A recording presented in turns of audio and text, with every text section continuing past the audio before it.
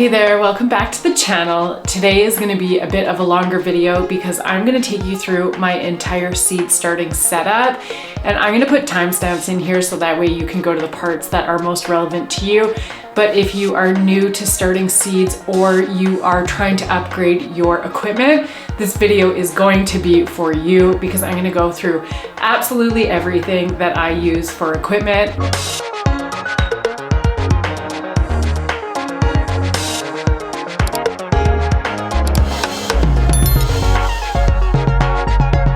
I grow a few hundred seeds or seedlings every single season. So I know what it's like to grow a ton of seeds and have a really good system in place. And my system doesn't require any fancy tools, no grow tents, no super expensive products, which makes this a really good system for anybody who is new to starting out or doesn't have the space. I grow in my office. You might have seen this in the back of a few of my other videos. And so I don't have a designated space in a basement or another room where I can set up a grow tent or anything else that's really large.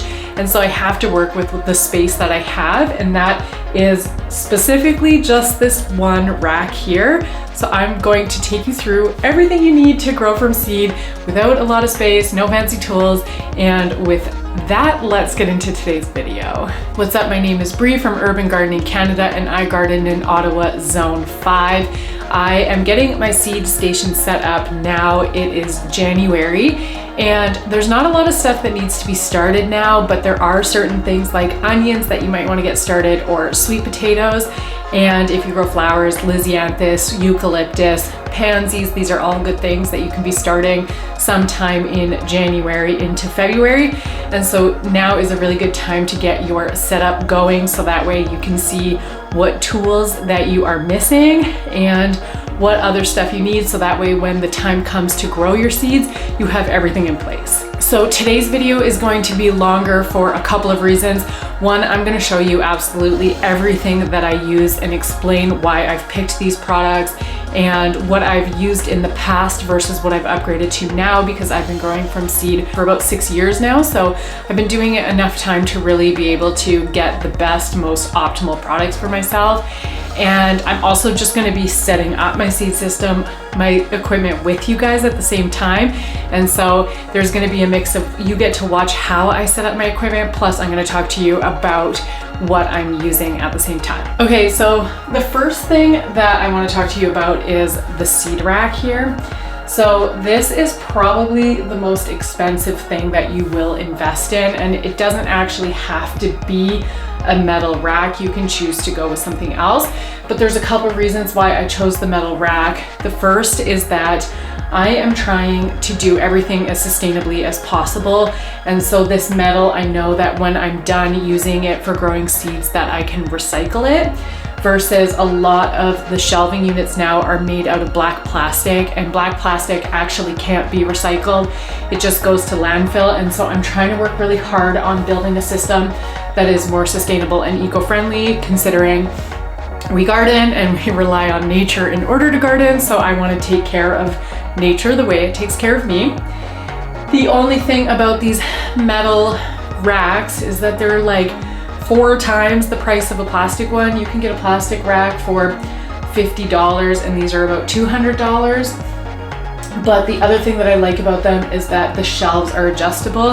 And so my rack has a really small shelf up here that I just use to store items. And then I have 2 narrow racks over here that are for specifically growing seedlings, since the lights have to be so close to the tray. And then I have a bigger shelf down here just outside of camera view that I will show you guys. And so that is, as I'm upgrading my plants as they grow, I can move them around onto my shelf. And again, because I'm only growing on a single shelf, I need it to be adjustable, so that way come May or late April, when all of the plants are a lot bigger, if I needed to, I can shift the shape of the shelves around, so that way I can accommodate all my plants before they go outside or before I start doing the hardening off process. I also have a black shelf, so I'll show you guys what that one is too. That was what I originally started off with. And so if you're new to starting from seed and you're not sure if growing from seed is for you, I recommend choosing what your budget is and your investment is. I also have a blog article about this, so I will link that below, and this goes through all of the equipment you need similar to this video, but it also has product recommendations with their pricing in it. So if you build a budget, you can go through that website and then look at the products that are available based on your budget. So again, I'm gonna link that below for you guys. So I started off with a black plastic drawer, but the problem with the black plastic shelving unit is that the dimensions of it don't work really well with my trays that I have. Let me find one here. So the standard size tray is 10 by 20, and the black plastic drawers, the black plastic shelving unit doesn't really fit these very well. It's awkward on the width and the depth of them, so you really want to make sure that you have the right measurements for your unit. And so I will link this specific product below so that way you guys can get the proper dimensions, because I can't remember how deep it is. I think it might be the 20 inches. It's pretty close to 20 inches deep, but it's 48 inches or 4 feet wide. And so this is important for me because the lighting system that I use is 4-foot long lights. And so you want to make sure that your lights go only on the shelf and don't hang off the sides of it, because when they're hanging off the side, then you either have to have your tray hanging off the side or you're losing a lot of light off the edges of it. And the problem with that is it's a lot of wasted space and wasted electricity. And so it's important to make sure that whatever lighting system you buy, the length of the lights matches the length of your shelving unit. And since I already have the 48-inch lights, the 48-inch rack for me is exactly what I needed. So one of the things that I'm doing, because I'm growing in my office, is that I bought this Easy Liner shelf liner here. And so I am going to cut this up and put it at the bottom of my rack, because even though I try and do my best to water my plants from the bottom, they still sometimes splash back or spray, or there's some of my old trays have cracks in them. So I'm not sure if I'm going to be using the cracked trays yet or not, depending on how many plants I grow. And so I'm actually going to be putting this at the bottom here, so that way if any water does drip or spray, it's landing on this liner and not on my hardwood floor, because I would be really upset if I ruined my floors. So that is going to be the first step on setting up our seed shelving. So I have a lot of equipment in the way here. I got all my equipment ready for showing you guys everything, which means that I have a lot of stuff I need to move.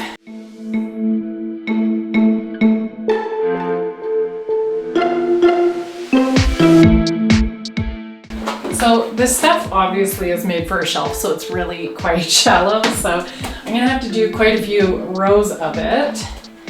And I obviously rolled it the wrong way.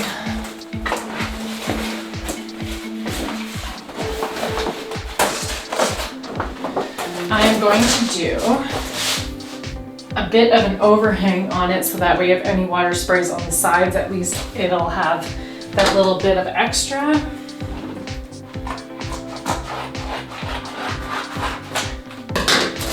And I'm guessing I'll have to do about 3 pieces. So when I was buying this product, I just wanted to make sure that it was going to be big enough for my 4-foot span. And so this was 12 inches by 20 feet, which means that I could get 5 pieces of 5 foot, if that's how much I needed, but I'm hoping that the 3 is enough.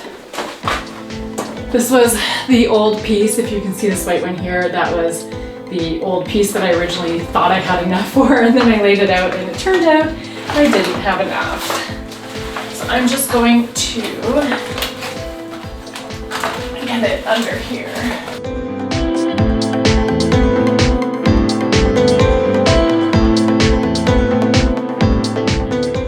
Looks like I might only need 2 pieces, which is nice.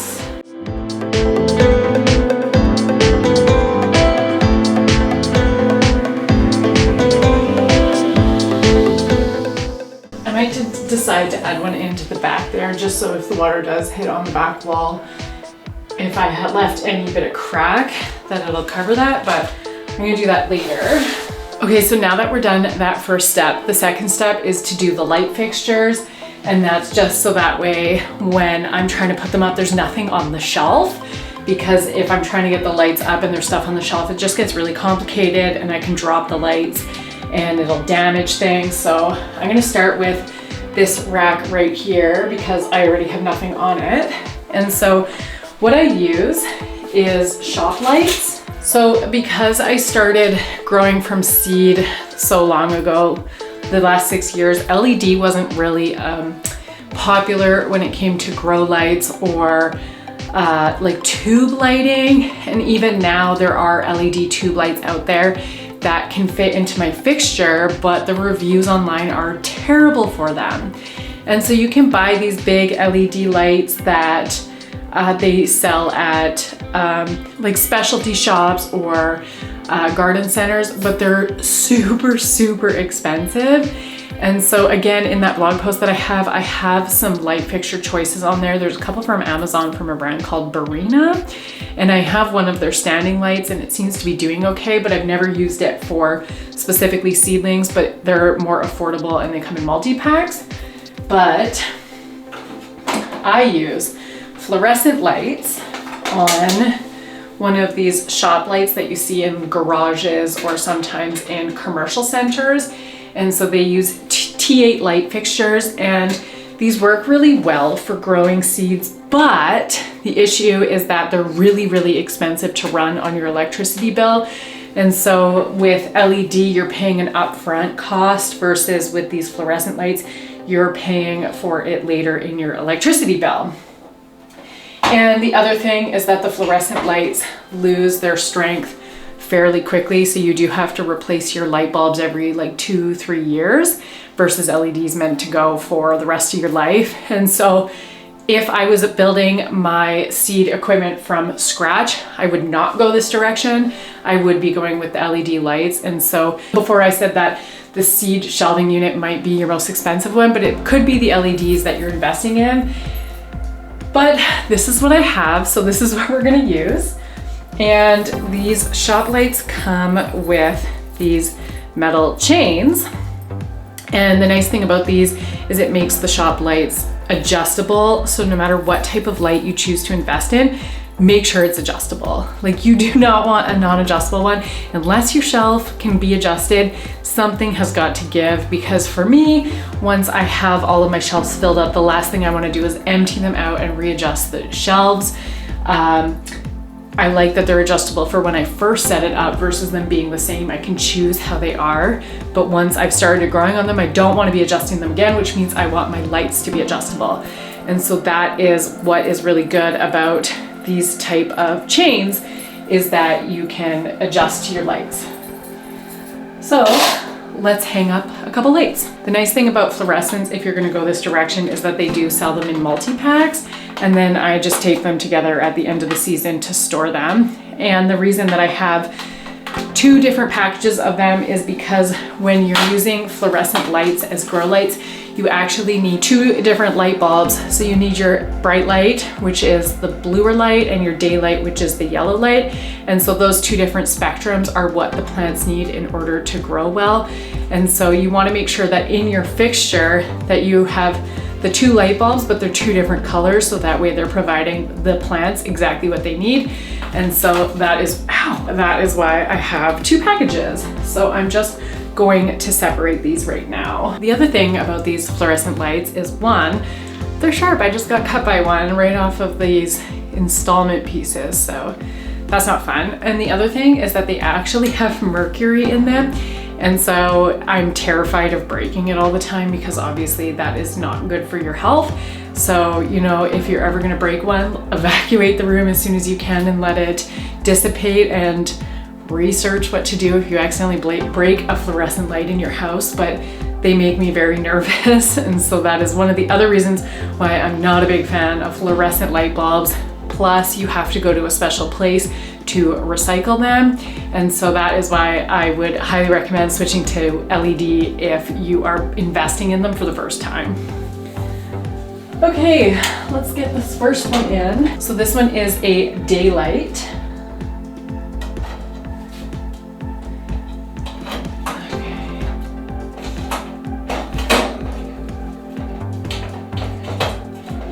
Okay, so now I have my second one, and this one is a bright white. And so we'll install that one in there as well. I went out and got a Band-Aid. And so while I'm installing this, I'm just curious what you are the most excited to grow from seed this year.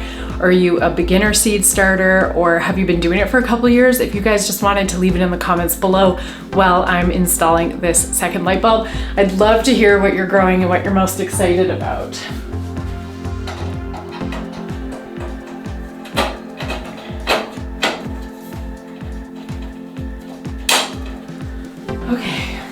Okay,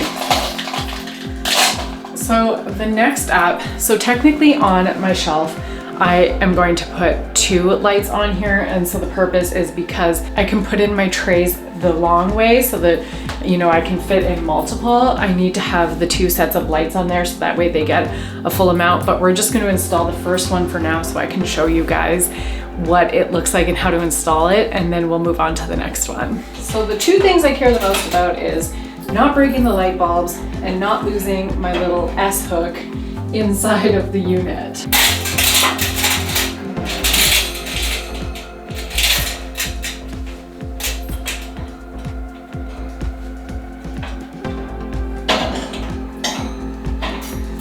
I'm just gonna put it in loose for now so that way I can get the next one up and then we can tighten it up after.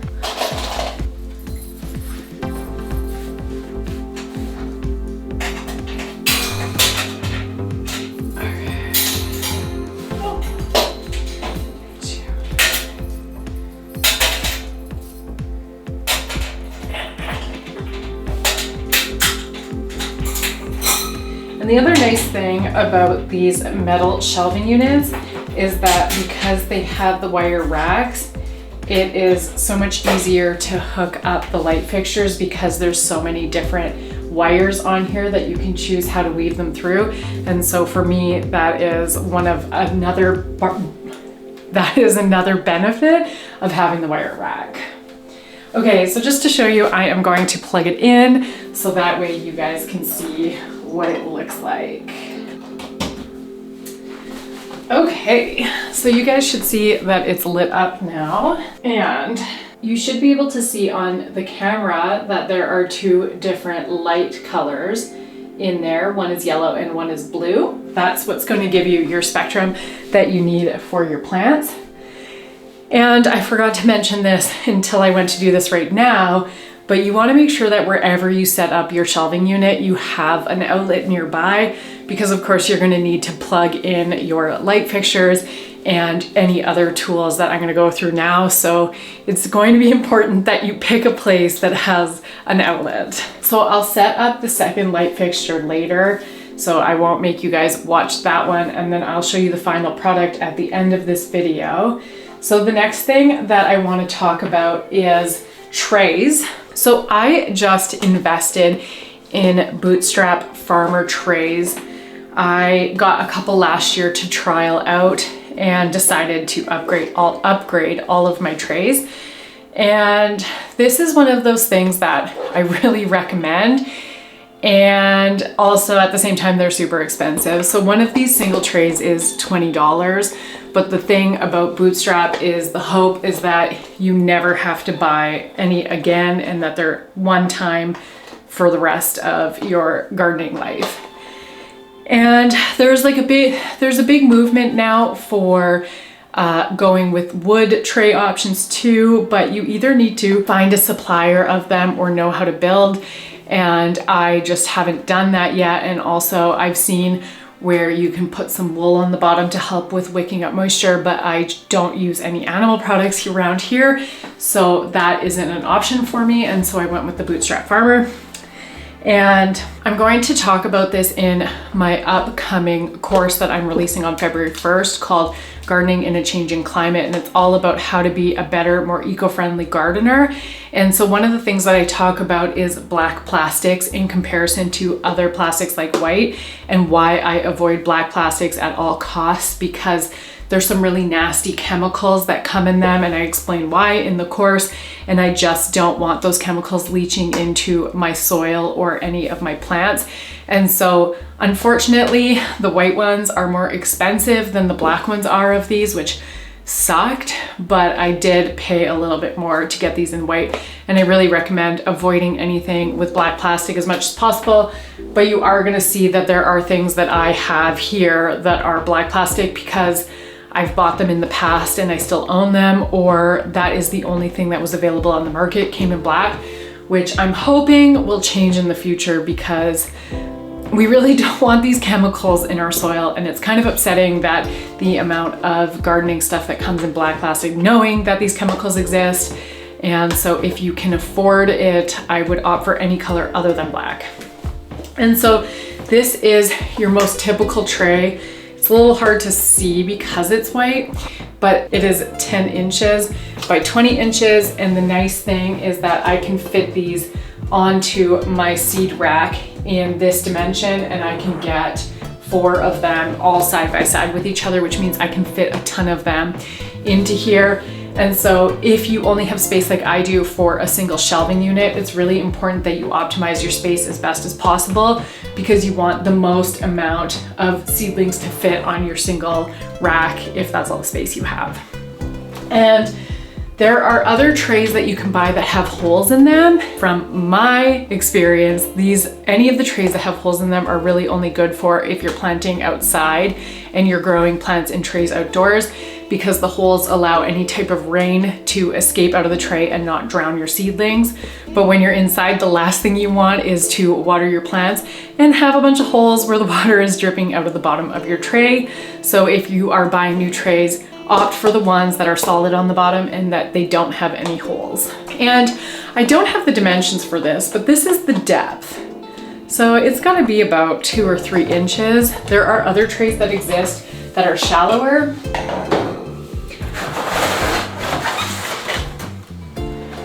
And they look like this. So they're really only a finger's width deep. And these are actually for microgreens, so you don't really need a lot of soil in order to grow microgreens. Or they also sell these like hemp pads that you can put in here. And so that's what these shallow trays are for, is if you're growing microgreens. But if you are growing, well, you could also use these if you're growing, say, a ton of pansies because the seeds are really tiny, or a ton of snapdragons where they don't really need the depth. You can use these. So it gives you a little bit of choice if you happen to own any of these. But just because the soil is so shallow, the soil is going to dry out way faster, and you are going to have a lot less soil in here, which means a lot less nutrients. So you're gonna have to upgrade your plant sooner. And so if you have the choice, I would choose to go with these thicker ones over the thin one. Inside of these trays, you have a couple options. You can keep it as a solid amount of soil, which I personally don't recommend, because when it comes to potting them up, it's going to be a lot of work to separate out your roots. You can soil block, and I'll show you my soil block later on in this video, or you can use cell packs. So, before we move on, I need to show you my bad trays. All my stuff is really dirty, so I'm not really looking forward to getting dirt all over the floor.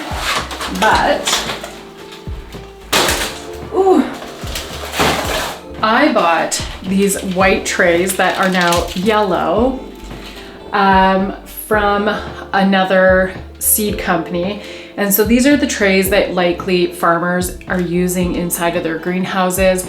They are not really durable. They don't last very long. So I've used them for about 4 years now, but I'll show you guys some close-up shots. But you can see here, like, I have it inside of a dome just to prevent any dirt from coming out, but like the corner's broken off. There's cracks all over the side of it, and it's essentially just disintegrating, even though it's a white plastic. And so it's not like the sun was totally breaking it down. And they don't spend a lot of time outside. They're mostly in my house, but the plastic is all dried out and it's just crumbling into a million pieces. And so this tray was probably only like $2 or $3 to buy it versus the $20 Bootstrap Farmer, but you can see the difference already with them. And just like holding this one, I'm bending the plastic versus this one's not moving at all. And so these worked really well for me for the first about 2 years. And then by the 3rd year, it was cracking. And although this one doesn't have any holes in the corners, they're actually getting holes down here, and I was putting duct tape on them to try, because every time I would water them, the water would just pour out of the corners all over the floor. And so I have a bunch of these trays that are actually duct taped together. And so there's a trade-off where you can spend $2 on a tray or $10 on a tray, but just know that this is gonna last you 2 years. You're gonna have to pay.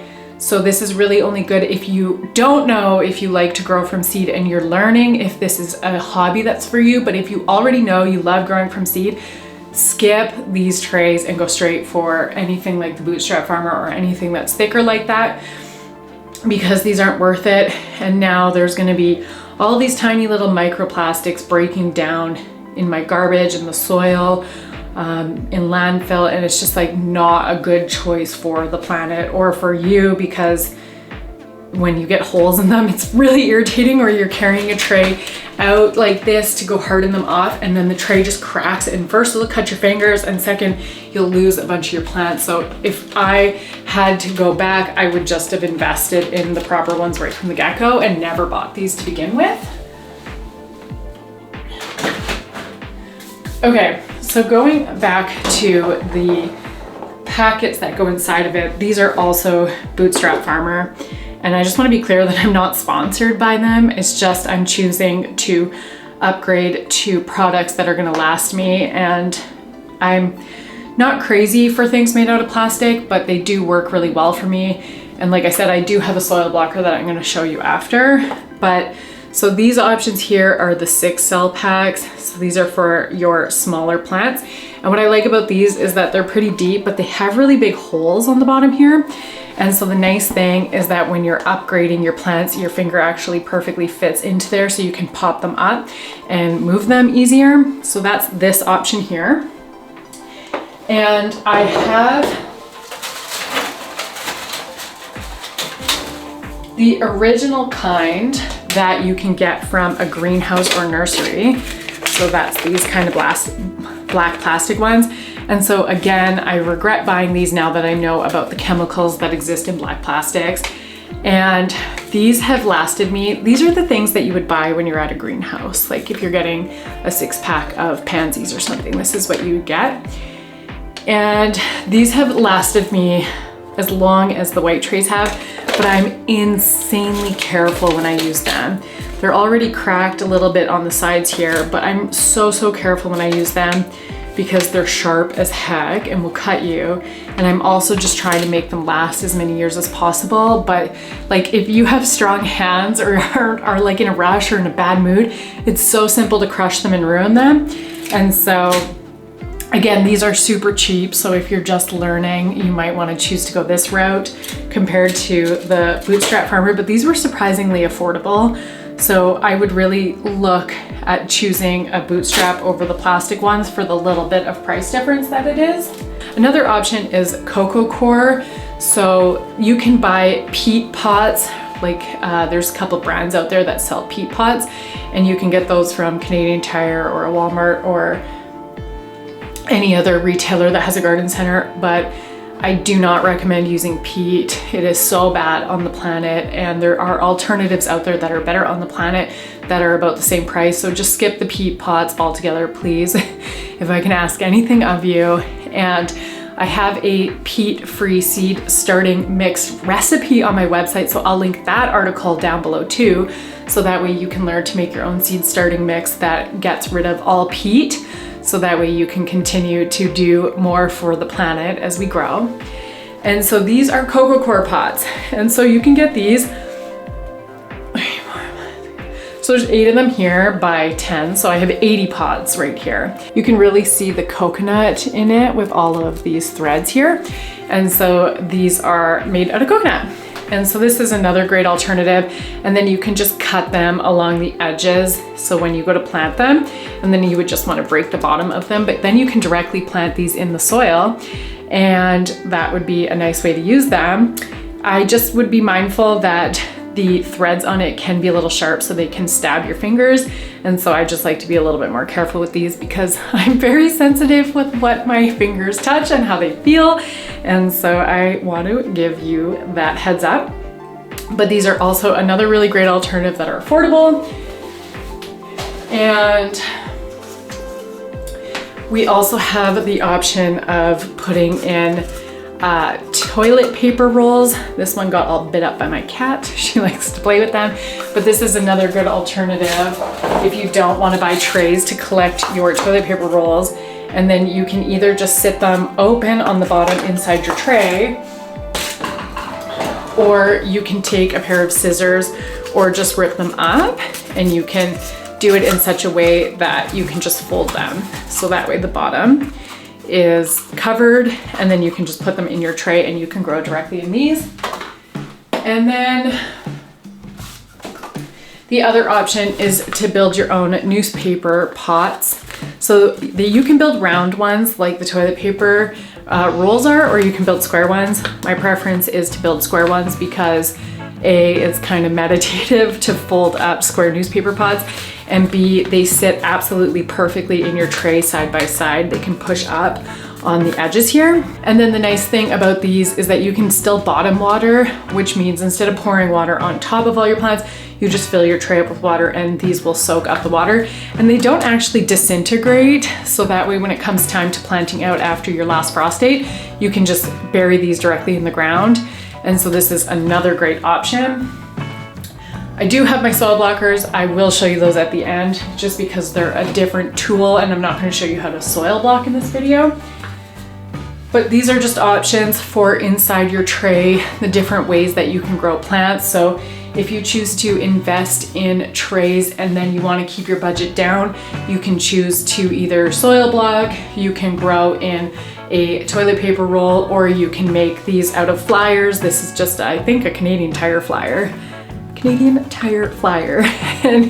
And they're easy to do. I have a blog post on how to make these square newspaper pots, so I will link that below as well, so you can grab that if you want to make these. They take about a minute a pot. You can get your kids involved with it. This is some origami, or you can just do it while you're watching TV and you can make a bunch of these.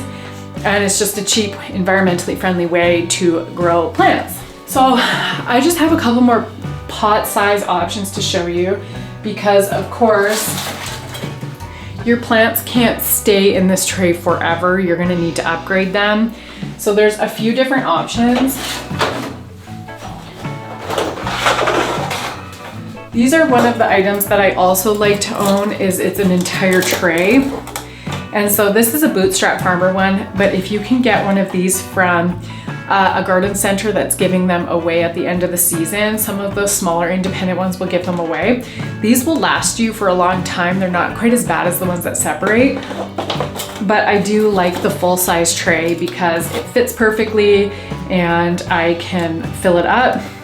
My only recommendation is that if you're growing these near plant out time, don't put cold hardy and heat loving plants in the same tray, because if you want to bring your cold hardy plants out early to start hardening them off before your heat loving ones, if they're all in one tray, you're forced to upgrade. And so I would stick to all your cold hardy stuff like your broccoli, cauliflower, pansies in one tray, and then stick to your hot stuff like your tomatoes and eggplants and peppers in a different tray. So that way you're not stuck with a mix of items in a tray when it comes to hardening off. So I also have these 2-inch pots here, again from Bootstrap Farmer.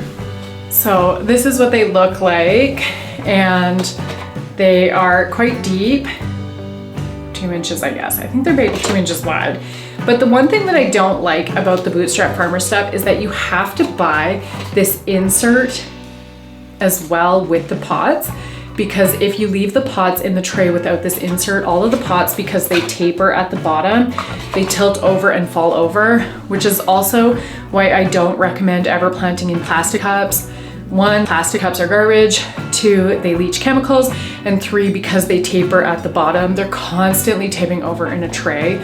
So skip the plastic cups, just skip them. And so, but it's the same problem with these ones, is you have to buy the insert on the inside. So I don't love that about them, because it just feels like a needless product that you have to buy, spend more money, and then again, it's black plastic, and so it can't be recycled. So that is my biggest complaint about these specific pots. And then I have another, ooh, it's so dirty. Another one from Bootstrap Farmer is these ones here. I don't know what size they are, but they're a lot deeper. And so I really love these ones for things like fava beans or corn, where they just want to have those deep roots when you're first planting them. And although fava beans do way better when you direct sow them anyways, these are just another good option because I like how deep they are. And I just bought these ones this year because I needed to order a little bit extra for free shipping. And so I wanted to try out these Epic Gardening cell packs, but I am not happy that they only came in black. So Epic Gardening, if you're watching this, which I know you're not, please make things in white plastic and not black plastic. But these are a pretty nice solid size. And again, they have the really big hole at the bottom, so it's easy to upgrade them. But this is a nice size that I tend to upgrade from the little 6 cell packs. I move them up into this one before I move them on to anything bigger. And so I am looking forward to trying out these ones, and like, even if I squeeze them, they don't bend at all. So they feel really strong. And then my final are these big pods. And so really these are only if I've started something inside too soon. Because really I should never be planting anything in a pot this size inside my house if I've gotten my timing right. So I try and avoid these because A, they take up a ton of space, and B, they take up a ton of soil. And so this is really only if you've started your tomatoes way too soon. And the same with Bootstrap Farmer. In order for them to fit in a tray comfortably, it requires this tray to come with. And again, it just feels like one of those things that you just have to be upsold on. So I'm not a fan of that either. So next is domes that you put on your tray. And so all my domes are super dirty and old. Again, the plastic is yellowing, but I'm just gonna clean these off and still use them. They hold up really well. And so you have 2 different types of domes. This is the shallow one, and this is the one that I use all the time. And then there's a deeper one, which I'll show you in a second. And those are more for microgreens than they are for growing. And so this is really helpful. These aren't very expensive to buy, and they'll last you. And thankfully, these haven't disintegrated or cracked or broken for me. And so they'll last you quite a few years. And so this is to build up heat and humidity inside of your tray of seedlings. And so they come in the same size, the 10 by 20 of your tray. And all they do is they just sit on top of your tray like this. And so that way you can have your plants growing in here, and when you get the heat and humidity, it's gonna help them germinate faster. And so although these aren't super expensive, they're really valuable to have. So I highly recommend getting yourself a couple of domes. You don't need a lot of them because it's only really for when you're first planting seeds. So as soon as your seeds start sprouting up, you pull the dome off anyway, so you don't need one dome for every tray that you have. I maybe only have like 4 to 6 of them because I'm growing sometimes up to 1,000 plants in here. So for 1,000 seedlings, I really only have 4 to 6 domes. So you can get an idea of how many you need. And so this is the other option that exists. This is a dome too, but this one's maybe 4 or 6 inches thick, and it's got some humidity releasers on it. And so this is really good for your microgreens. So again, on your flat trays here, because you want your microgreens to grow tall since you plan on eating them. So that's what this is really for, is for that section. You can still use these if this is all you happen to own, like say you've already bought them and have them. You can still use them, but just be mindful that your lights have to be that much higher above your seedlings to accommodate the height of this dome. And then you're gonna have to pull this off really fast because you don't want your plants to get leggy. You want your microgreens to get leggy, but you don't want your normal plants to get leggy. And so if you have this, use it. If you don't have one yet and you're not growing microgreens, skip this size and go for the 1 to 2 inch size dome covers. Okay, so we've got our shelving unit, we've got our light set up, we have our tray and our pots and our dome. And so really, it kind of feels like we have everything we need in order to get set up to start gardening. But there are a couple other tools that I absolutely love and I highly, highly recommend that you get. The first one are heat mats. And so you can get these on Amazon, and I'll put a link to the product below because you can get 2 of them for anywhere from 30 to 40 Canadian dollars. And so one for 20 bucks each. And so these heat mats are absolutely perfect to get seeds to germinate really quickly. I just planted some spinach seeds and put them on the heat mat and they germinated in 2 days, which is ridiculous. And so when you're using your heat mat, you always want to make sure that it stays on 24/7 when you first plant your seeds. But as soon as anywhere from 75 to 80% of your seeds have germinated, turn the heat mat off because they don't want that heat anymore. And if you have a dome on it, pull that dome off.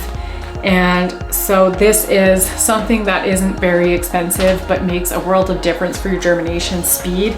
And I just wouldn't want to go without one of these.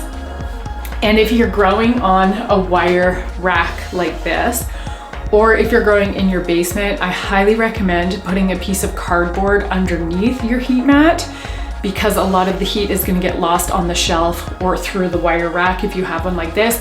And so by adding a tea towel or cardboard underneath your heat mat, it's going to help keep the heat going upwards, and so you won't lose as much of it because you don't want to waste the heat or the electricity on that.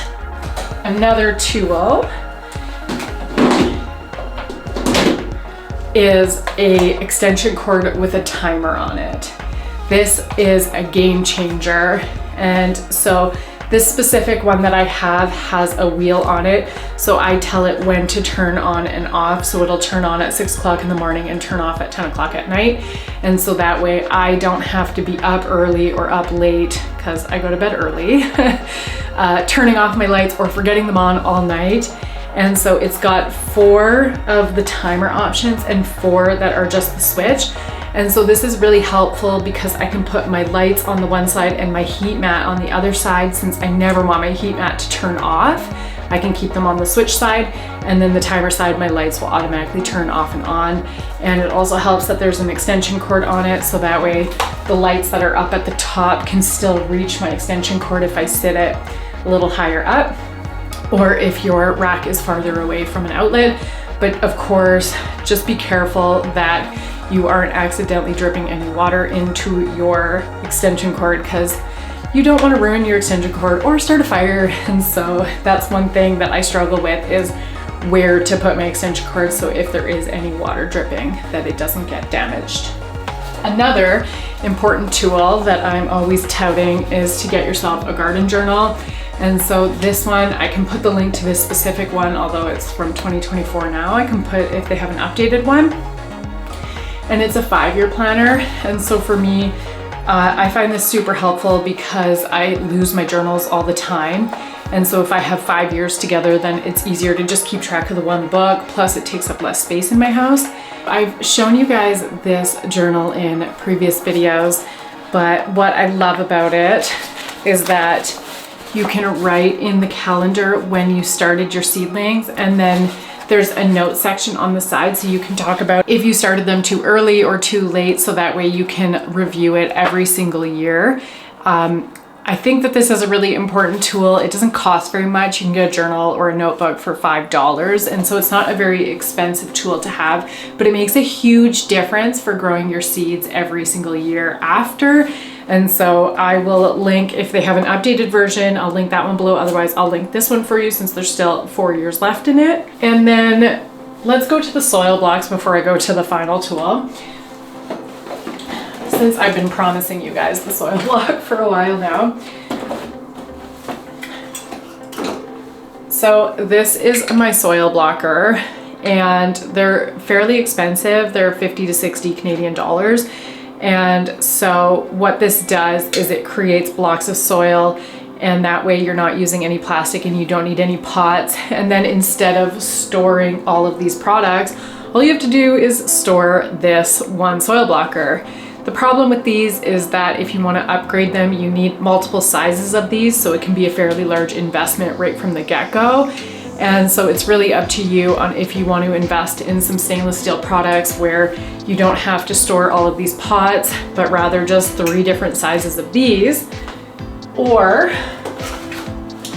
your other option, as you see, I've never used this before.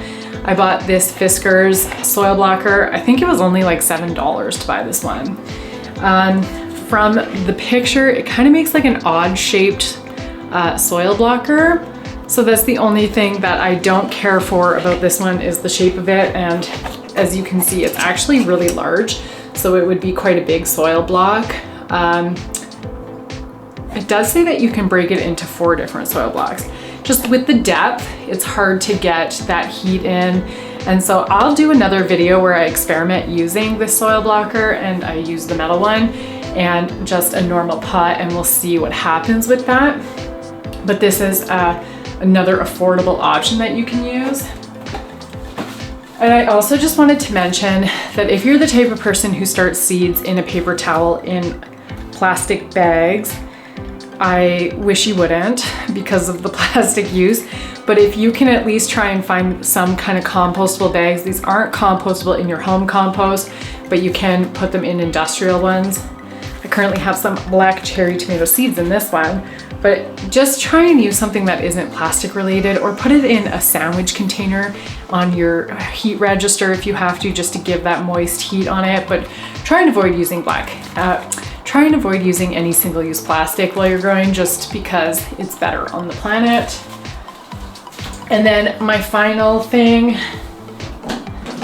I'm sure many of you have seen this by now, is my seed organizer. This is the 4x6 photo organizer, but inside of it is actually all my different seeds. And so for me, this is a really useful tool to make sure that I have all of my seeds organized and all my seed packets in here.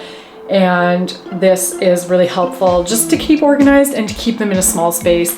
And so I can just carry this around and store it, and then organize all my seeds to plant for the upcoming season. So now you've seen everything. And one thing I didn't talk about is that I use takeout containers. I try to not buy takeout, especially to not have the chemically black plastic, but I actually use these. So last year I planted yarrow in this one in March. And so these make for a really good place to plant seeds and have a dome on it. Again, if you can't afford or you have a lower budget for your seed starting supplies, and you happen to have takeout containers, this is a really good use because you have the plastic dome and a place to be growing. Just be careful not to overwater your plant since there's no holes in this, and to pull the lid off after. But these actually work really good if you're okay with separating out seeds after. I have some spinach and some onions growing in these, so I will show you guys those at the end of this. But otherwise, that is the full tour of my seed starting, and I will set this up now and then do a little video at the end to show you guys what it looks like. But otherwise, I hope you found this video super helpful. Check out all the links below. Leave a comment what you're excited to grow. Subscribe if you haven't hit that subscribe button yet. And otherwise, I will see you in the next video. Bye.